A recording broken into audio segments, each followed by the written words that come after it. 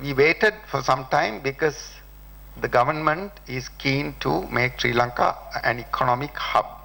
So in these efforts to make Sri Lanka an economic hub, we are looking at Sri Lanka as an energy hub, commercial hub, education hub. So tourism is going to thrive under these circumstances. So whatever the development that is taking place in this overall development in the country is going to contribute to the development of tourism one way or another. And especially the road network. I'm sure if you haven't been to Sri Lanka in the recent past, you will know. Today, it took nearly 4 hours for us to reach Galle from Colombo, and now it's just 1 hour on the highway. And similarly, the road network is coming up from that map you can see, and especially this has reduced the time drastically. So within 1 or 2 hours, you can get to the places that you are wanting to visit.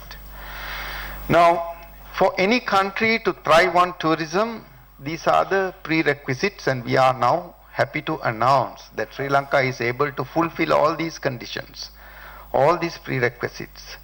And the one that we didn't have for many, many years, for 3 decades, was peace. But today, Sri Lanka is probably the safest country in the world.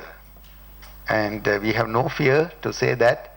And that is one of the reasons that has contributed to this upsurge in the tourism in our country. And India leads, and India will continue to lead. And you can see by the year 2020, we expect more than 500,000 tourists to come from India.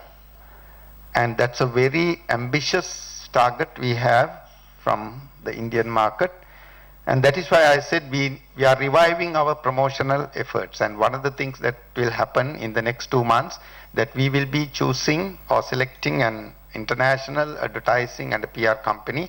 Right now there's a tender process taking place. I also happen to be in the selection board.